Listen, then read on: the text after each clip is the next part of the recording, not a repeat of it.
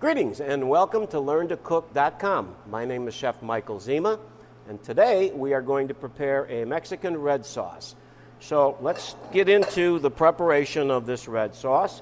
And again, lots of different versions. The recipe that you have is my particular version.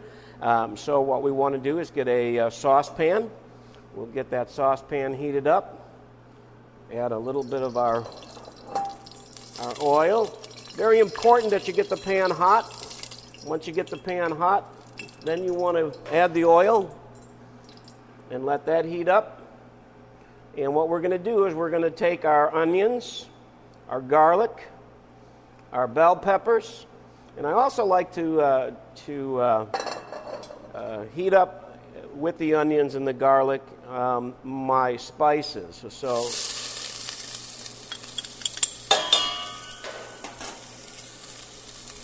all right, turn that down nicely.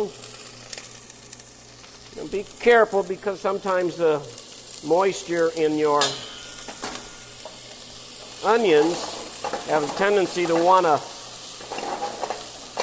splash back at you. So until they settle down, keep that away from you. Okay, so we've got our onions, garlic, and now we're adding our bell pepper and our chili peppers. And a couple things here. We're going to let these lightly caramelize.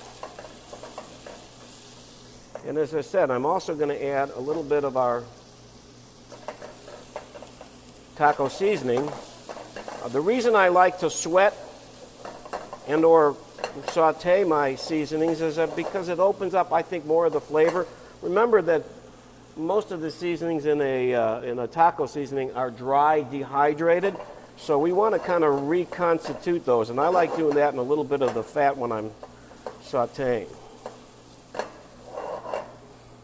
Okay, I'm going to turn the heat up just a little bit because now I'm going to add my tomatoes. Now, you can use any type of canned tomatoes, diced canned tomatoes. I like using stewed tomatoes. There are even canned tomatoes, Mexican style.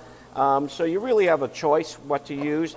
I did separate the tomatoes from the juice, and I'm going to save that tomato juice because as we progress in the preparation and simmering of this sauce, I like to adjust it if I need to thin it out with a little bit of that tomato juice liquid.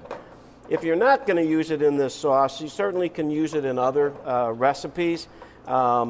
You know, if you're making an Italian sauce, heck, I've just taken that sauce and reduced it down to a nice glaze, and it helps enhance the flavor of any recipe that calls for a tomato product.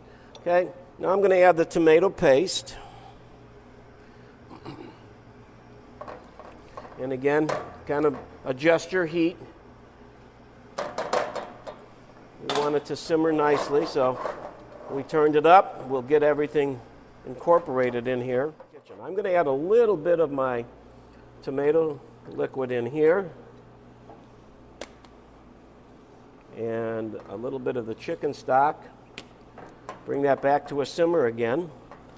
And then I'm going to hit it with the emulsion blender. All right, so now we're going to take our emulsion blender. And as I said, this is going to make this flavor enhance in this sauce using this blender. It is, and you might notice it is lightening it up a little bit. Now, again, the processing, whether you use an emulsion blender or your food processor, really is predicated on how smooth you want your texture. You know, I'm one about keeping a little character to the sauce, so I won't reduce it with the food processor so it's just completely pureed.